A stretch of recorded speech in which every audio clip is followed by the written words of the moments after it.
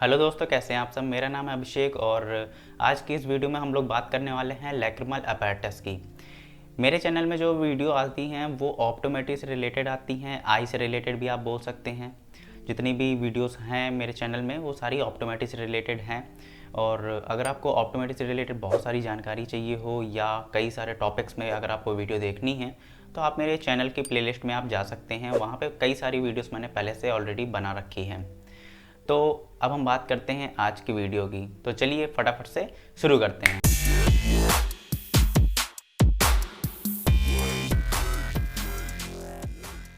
तो दोस्तों, आज का जो टॉपिक है वो है लैक्रिमल अपैरेटस। लैक्रिमल अपैरेटस के अंदर सबसे पहले हम समझेंगे अप्लाइड एनाटॉमी। अप्लाइड एनाटॉमी के अंदर कुछ मेन पॉइंट है। मैं उन मेन पॉइंट के अंदर मैं आगे चल के मतलब उसको ब्रीफ में अभी डिस्क्राइब करूँगा। इसके पहले हम लोग उस पॉइंट को समझ लेते हैं। तो इसके अंदर मेन 3 पॉइंट आते हैं, जिसमें से सबसे पहला है मेन लैक्रिमल ग्लैंड, और जो दूसरा है वो है एसेसरी लैक्रिमल ग्लैंड, और जो लास्ट है थर्ड उसका नाम है लैक्रिमल पैसेज।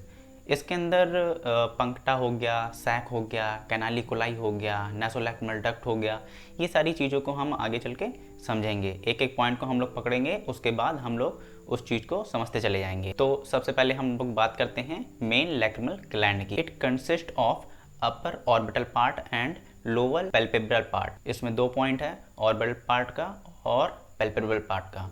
तो इन दोनों पॉइंट को अभी हम समझते हैं। हम सबसे पहले समझते हैं ऑर्बिटल पार्ट। तो इसके अंदर भी हम पॉइंट बाई पॉइंट हम समझेंगे चीज़ों को कि क्या है।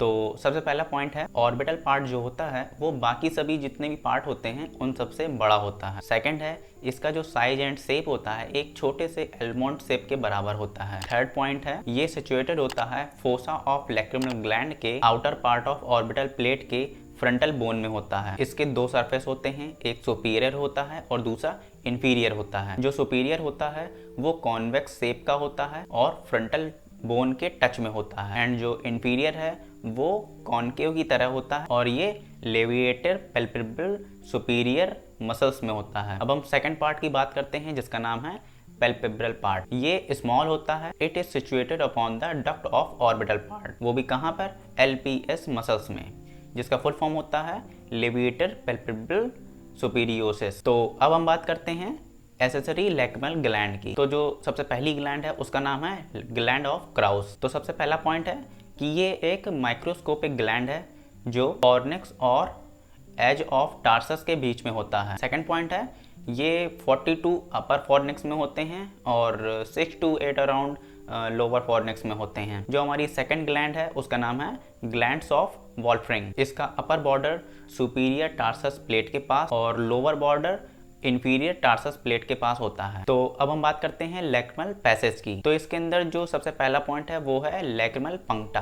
अब लैक्रिमल पंक्टा के अंदर भी कई सारे पॉइंट हैं जिसके माध्यम से मैंने आपको कई सारी चीज़ें समझाने की कोशिश की है। तो हम लोग एक एक पॉइंट को हम पकड़ते हैं और समझते हैं। तो सबसे पहला पॉइंट है कि यह एक तरफ 2 छोटे छोटे छेद होते हैं जिसको पंक्टा बोलते हैं।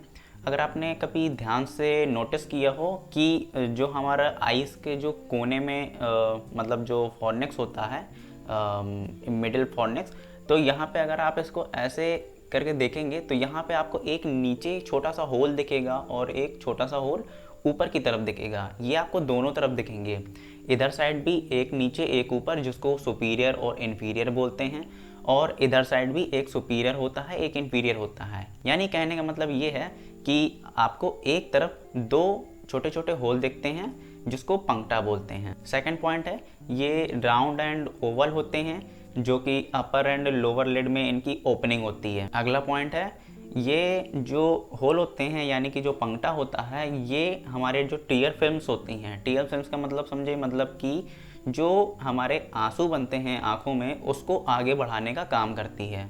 अगर ये ना हो तो जो हमारे आंसू है वो इन छेद से होते हुए नहीं जाएंगे, हमारे गले के रास्ते से होते हुए नहीं जा पाएंगे, और जो टीयर्स हैं, जो आंसू है, वो बाहर की तरफ बहने लगेंगे।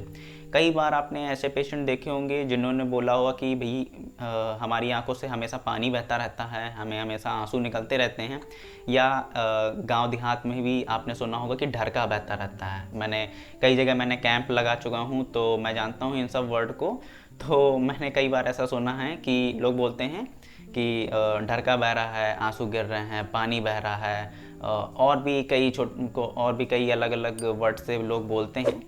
तो उन सब का जो मतलब है वो एक ही है कि जो उनका पंक्टा है, पंक्टा के रास्ते से जो गले तक का जो रास्ता है, मतलब जो नेज़ल तक का जो रास्ता है, वो कहीं ना कहीं बीच में जाके ब्लॉक हो गया है, जिसकी वजह से आंसू जहाँ से जाने चाहिए वहाँ से नहीं जा पाते हैं और वो हमारे बाहर से बहने लगता है। जो अगला पॉइंट है वो है लैक्रिमल कैनालिकुलाई। ये भी दो होते हैं, एक होता है सुपीरियर, एक होता है इन्फीरियर, या इसको आप अपर भी बोल सकते हैं और लोअर भी बोल सकते हैं। पहला पॉइंट है lacrimal canaliculi join two puncta to the lacrimal sac, यानी कि ये पंक्टा और लैक्रिमल सैक को जोड़ने का काम करता है। मतलब कि पंक्टा के रास्ते से जो टीयर्स जाते हैं वो कैनालिकुलाई से होते हुए लैक्रिमल सैक तक पहुंचते हैं, जिसको फंडस ऑफ द सैक भी बोलते हैं। सेकंड पॉइंट है जो कैनालिकुलाई होती है उसके दो पार्ट होते हैं, एक होता है वर्टिकल और दूसरा होता है हॉरिजॉन्टल। जो वर्टिकल होता है वो अराउंड 1